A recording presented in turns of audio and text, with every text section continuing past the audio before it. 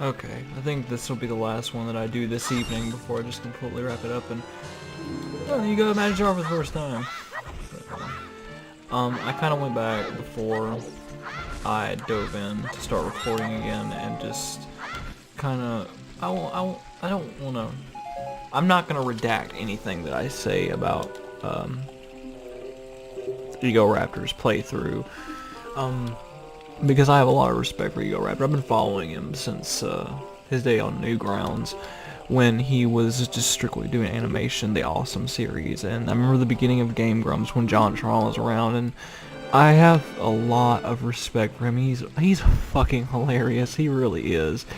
I just think that the hubris behind sequelitis and then the botched playthrough of Ocarina of Time. It makes for good comedy. It's got me sitting here in front of a mic. It has inspired me, and that's what any good entertainer should do. It should inspire you to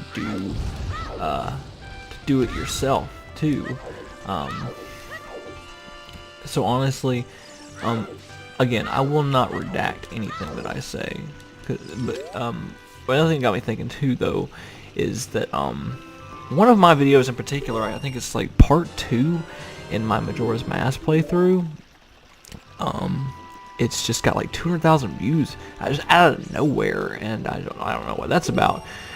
But if for some reason Danny or Erin ever see this, I just wanted to throw it out there that Danny, I have your under the covers. I have it autographed. I was one of those guys. Sorry that I did that to your hands. And I'm just a big fan of both you guys, and as much shit as I will talk, I want to think of this as a conversation that we're sort of having through the magic of the internet,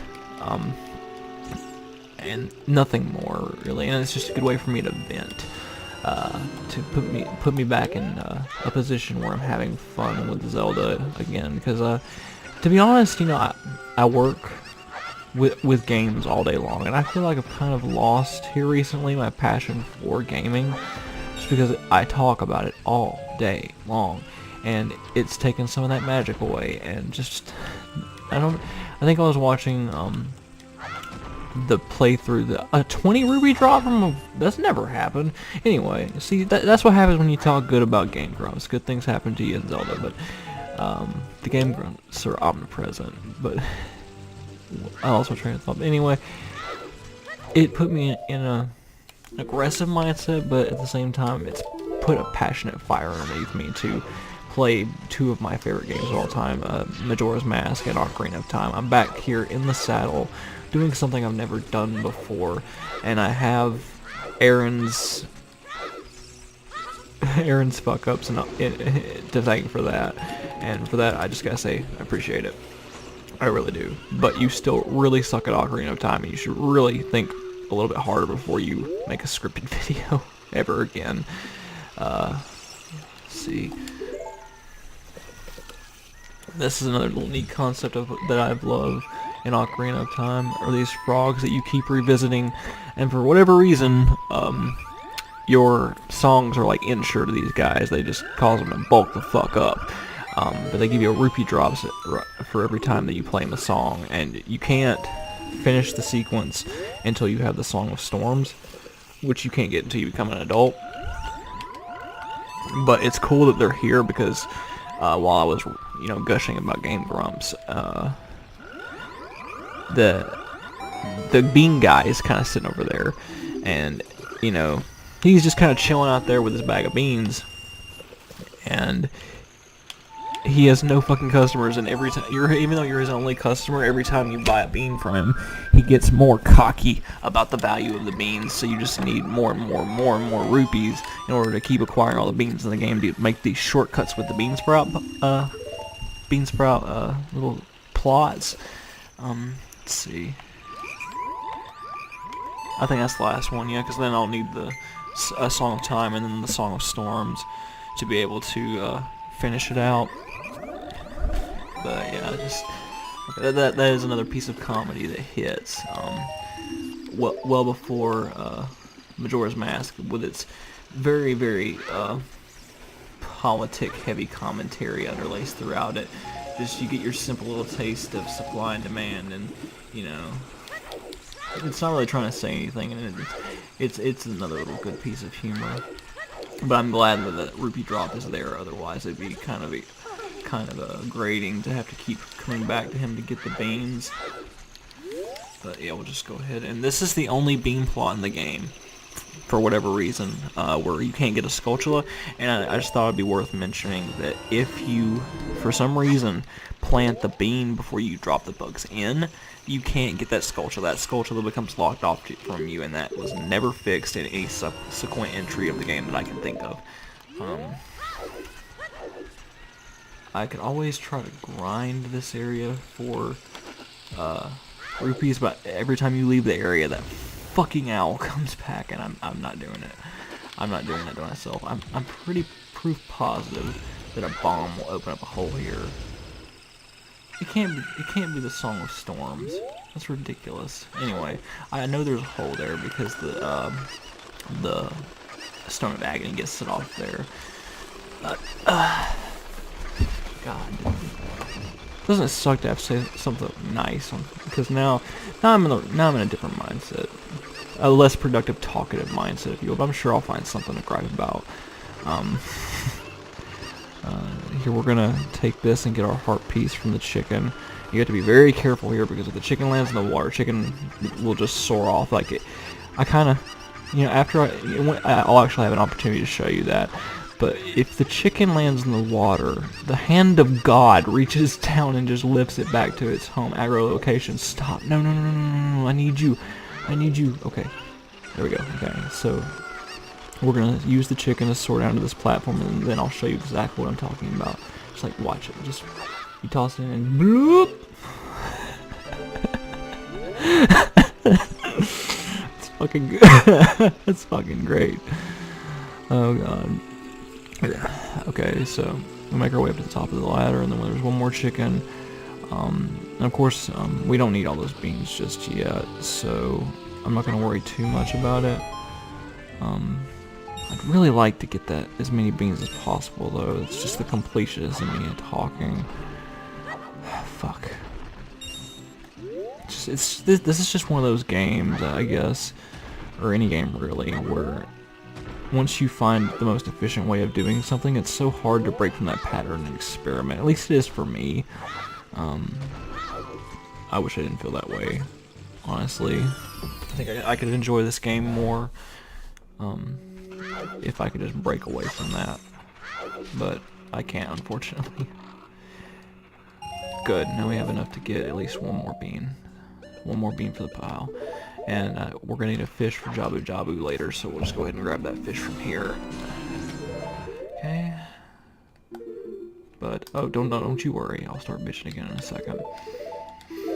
Because, oh my god. And I think you need the boomerang to bring down the beehive. You do. Damn.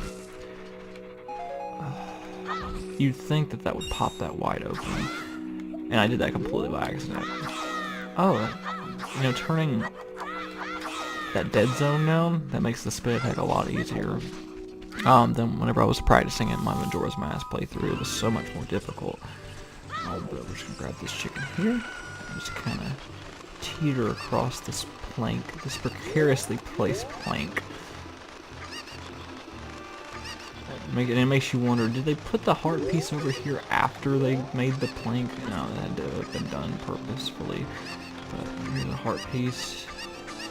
And that puts us back at the beginning of the start of another container. And we'll jump down here. And down at the bottom of the... because I want to make sure I have enough rupees for the diving game as well. Once you hit the end of here, you get a 20-piece rupee there, yeah. Anywho. So now we're going to plant the beans there. In that plot. And I think this is the furthest I've gotten along the Hyrule field theme. It's the longest I've stayed in one area for a while. So now we have a total of 8, I think, and yeah, that should get us a good ways, but yeah.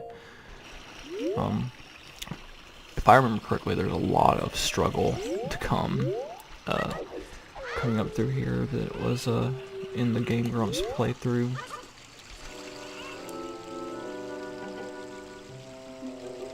I wish you could see my face right now.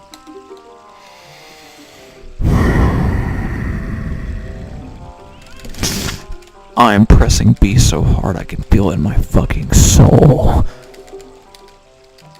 Why can't I just let... God, if there is a God, let me just talk to Shigeru Miyamoto and Keiji Afumi for 1 second. And just let them hear me when I say I don't need to be told, especially twice in the same area, after I played the fucking Zelda's Lullaby, to get into any area that has triangles on the floor. That's what you put it there for. You gave me visual clues. Good job for you. I don't need to be fucking told every single fucking time that I need to play Zelda's Lullaby. In fact, I don't need any advice from K-Bor Gabor. Take him out of this game. Take him out completely. He is useless. Have your Nabi or have your fucking gay owl. Rant over. Anyway, going back to the matter at hand. This whole section here where going back to what Erin was talking about as far as the game giving you too many hints but then being too vague in his actual playthrough. He gets into Zora's domain and has no idea about what to do to get inside of Lord Jabu Jabu. He has no idea what to do. So he ends up, I think this is the first time on camera where they openly admit to using a guide, but I know just from previous Game Grumps playthroughs that the guide's always at hand. It's always ready to go. I mean, you got, in this day and age, you got a laptop in your back pocket.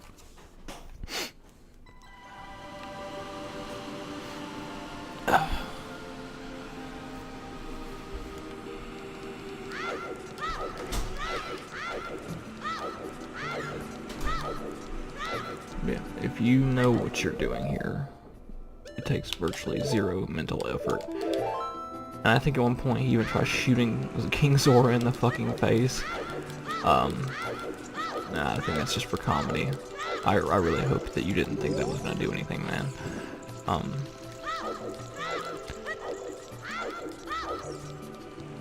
One thing that they took out in the 3DS remake is that when you light these torches, they don't stay lit. I don't know why they did that, but it's the oh dear, that's unfortunate. That's that's some unfortunate patching in the text work there.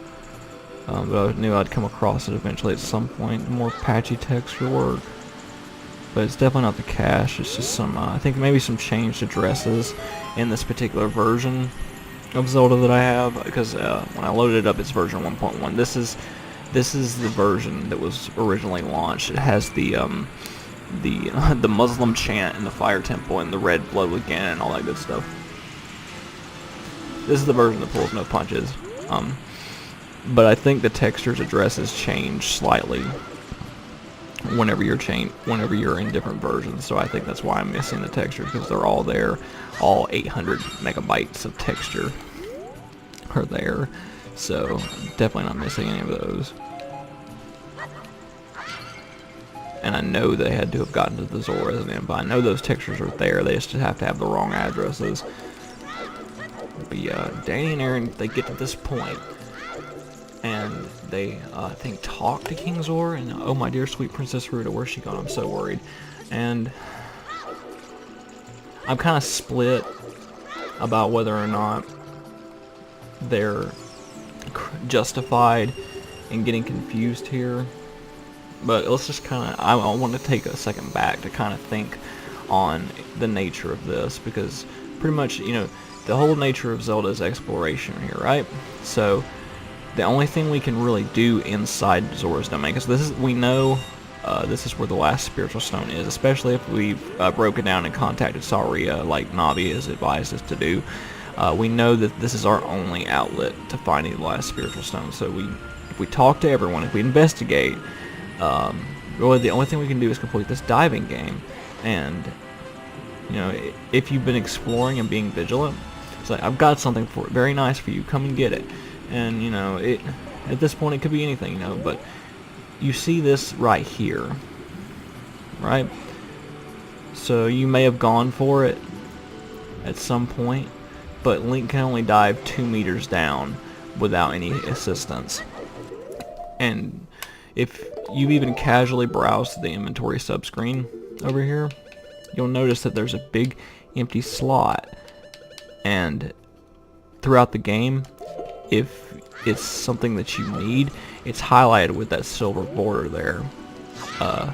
So that leads you to believe, through context clues, that whatever's going to fill up that box is going to help you dive down to that hole, or at least help you get through this section here, because it's the only thing that you haven't gotten. Because in the sequence, first you get your slingshot bag, then you get your bomb bag, or you get your Goron bracelet. Just basically thinking with that sequence mentality, you have to think that the next quest sub item is going to help you dive, or help you in some way progress through here. So this is a scale of our kind.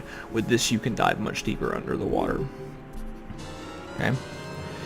And the sad part is that in the Game Grumps playthrough, they get to this point and they have the silver scale, and then like Erin tries to backpedal and cover his ass and say, oh well, you know, I was totally gonna do that. Like, I hope he was trying to be funny, I really do, because it was obvious that he had no fucking idea what he was doing, because they did that thing where they cut away and they come back after they've consulted a walkthrough. So anyway, the game's pretty good about I mean, I will admit this is one of the more obscure moments of the game, but it's pretty good about letting you out right here next to this area, and then just being in range of seeing the strange objects. And then of course when you get close to the bottle, Navi turns green. So usually when you get an empty bottle, put something aside, and it's funny that the text can rip up, there's already something inside. So, you know, intuition tells you, oh well, we should see what that is. Letter. Okay, you got a letter in a bottle, and it's obviously washed out through Zoro's domain and into the river. So we open up the bottle, read the note. It looks like there's something already inside this bottle. It's a letter. Help me, I'm waiting for you inside Lord Jabba Jabba's belly, Rudo. P.S. Don't tell my father. And a cool little piece of Zelda lore is that basically it's kind of up in the air about whether or not that letter was actually written by Ruto, because Ruto she completely rejects the idea that she is the one that wrote the letter. She denies it vehemently, and it stands to reason that it could have very well been Ganondorf that wrote it, because he's wanting you to get the spiritual stones at this point, so he could be fucking with your head. But also Ruto is also very proud and won't admit that she needs help at any point. But I'm going to try something that I've never done before. I'm just going to try to play one note and see if that works.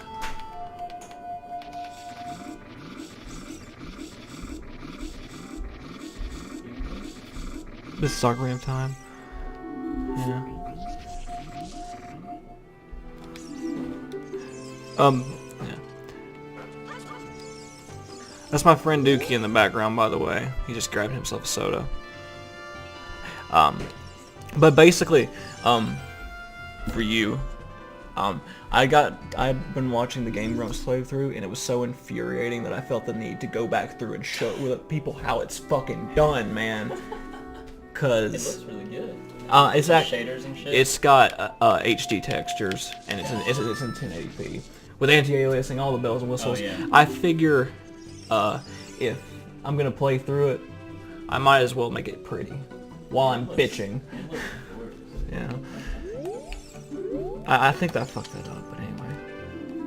Nope, he remembers it. Good.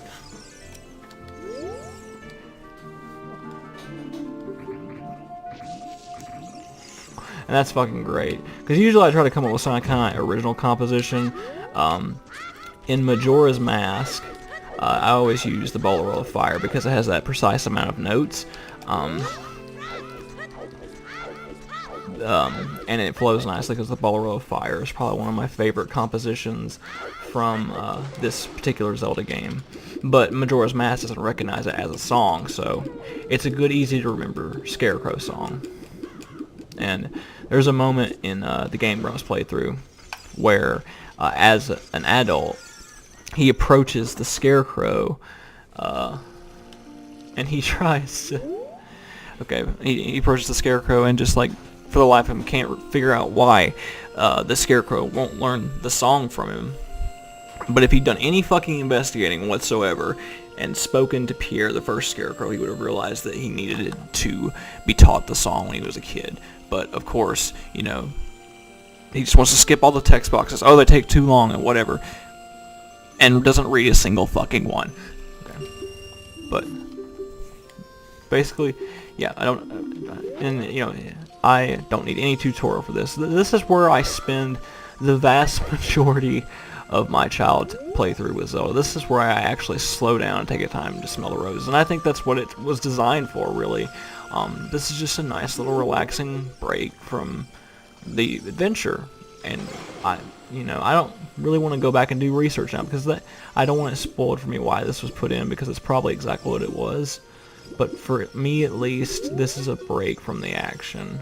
Something you can do completely. Your time moves here, but slowly. And I think that's a nice analogy for fishing, because if you've ever been fishing, that's exactly what it feels like. You know, time just kind of stands still, but in a good way. See, if you're a master like me, you know exactly what to do. The biggest fish is always in the center of the pond around that tree trunk. And it's supposed to be difficult to get a hold of this fish. But if you're on the log already, the distance that you need to close to get said fish is non-existent, so I immediately get a fishing game over. And of course I stopped to talk to my friend there, so now I'm really pressed for time. So, you know, I was going to take some time to kind of smell the roses, if you will, and just jaw about fishing, but really it's something that you got to experience for yourself, especially in Zelda, the fishing minigame. But it's important to do that as a child so that you kind of sow the seeds for coming back later. Okay, here especially is where you kind of start to see it resonate. The things that you do as a child that are going to bleed over into being an adult. You don't know that's going to happen yet if you've never played the game before. But definitely most of the things that you're doing now, you will see them resonate over into your adult playthrough. Now,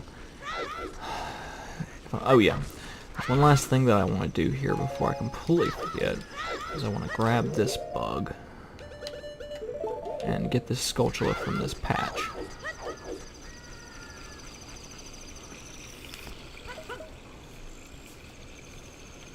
And I always find it funny that the bugs kind of fuck and reproduce in the bottle. You catch one and then all of a sudden 3 come out.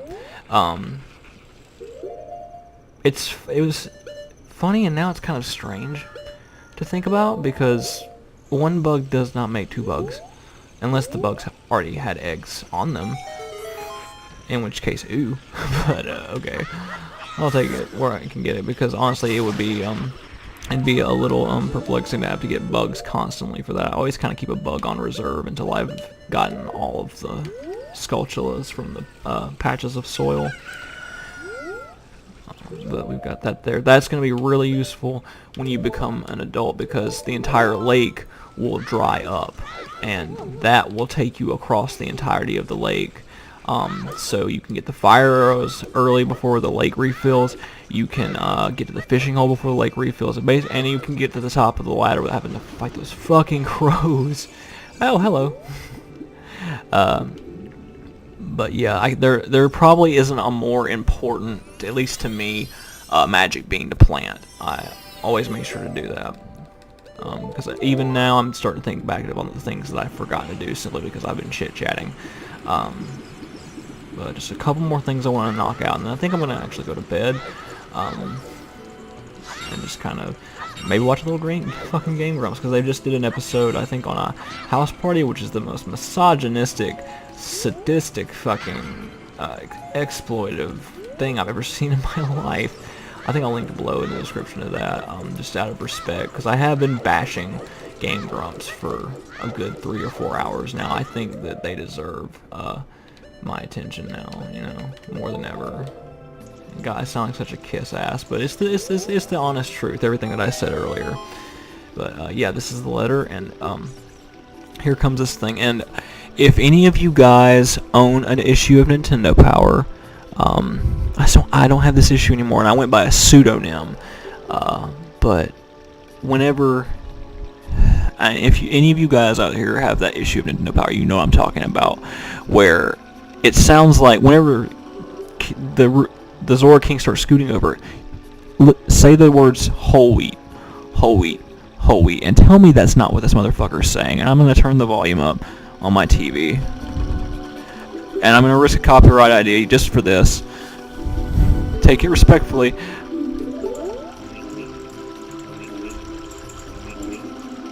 Tell me he's not saying whole wheat, whole wheat, whole wheat. See, that's why this game is E for everyone. It's just a big PSA for Nintendo trying to get you to eat more whole grains. Which, of course, having celiac disease I can't do, but you can't blame Nintendo for trying. But I wrote in a letter to Nintendo Power, and it actually got published in the editorial section where I made that comment. And I wish to God I still had that issue, or even knew which issue that it was. God, that's going to really frustrate the fuck out of me, that I don't remember. And that I even lost the issue. I should have framed it. But I used to have so many Game Informers and so many Nintendo Powers, and it hurts even more now knowing that Nintendo Power is a defunct magazine. Because honestly, it was the most unbiased and interesting and informative, and it had cheat codes and everything. It was the ultimate gaming magazine. Of course, it had to disappear in this age of games as fucking services. And I think that's another reason why I needed to revisit Zelda, because this, I can honestly say that while Zelda has its own tropes and you know, things that it does time and time again, especially the 3D Zeldas, they're things that they're tropes of their own. You know, they exist on this plane outside of all other gaming, whereas, you know, gaming has changed, and you know, and you do see little, I mean, I'll forgive it. I'll forgive you, Breath of the Wild. I'll forgive you for this, for having DLC in your game. But your expansion pass was only $20. I'll forgive it.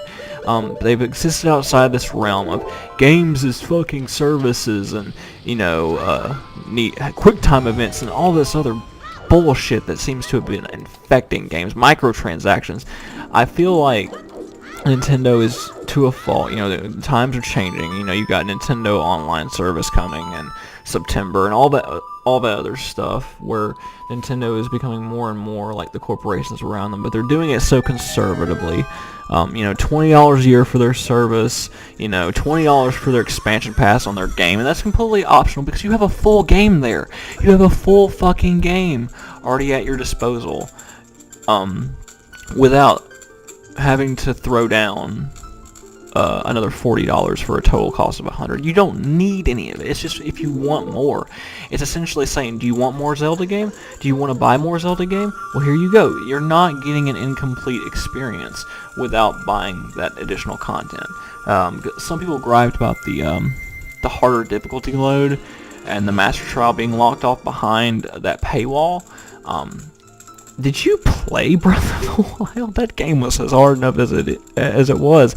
Unless you were like cheesing the game, like really just taking advantage of certain exploits in the game to make sure that you had higher ranking armor, or really grinding for shrines, like going out of your way to stop the natural progression of the game itself. Breath of the Wild was not impossible, but it was a jump for the average Zelda fan. I know I had trouble at first. I can't speak for everyone, but it definitely was not a pushover of a game. But there's just some little mental notes that I want to take before we leap into Jabu Jabu's belly, because then I'm definitely going to call it a night, because I've gone off on so many tangents, and I know this video is probably already 45 fucking minutes long. But I've stepped out of the realm of Let's Play into rant, back into walkthrough, and just this section in particular has been completely bonkers. But and to be honest, I don't even know if there's anything that would lead you to think that you need to feed a fish to Jabu Jabu. I don't remember how this is alluded to at all. But anyway, I want to close this video off by saying it's interesting that in the initial stages of Zelda, they all have a theme of going inside something. So you go inside the Deku Tree, you go inside the corpse of a Dodongo, and now you're in the belly of a fucking whale.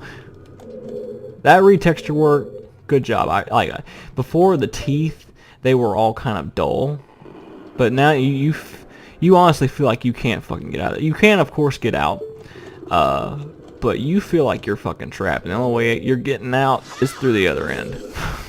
But anyway, like I said, I promise, just like I promised, I'll leave it at that. I feel like I've said and done enough, and we're at a good point where we can save naturally. No save states here, no pausing. We can just save, game saved, and I think we'll call it a night, guys. Thanks for listening.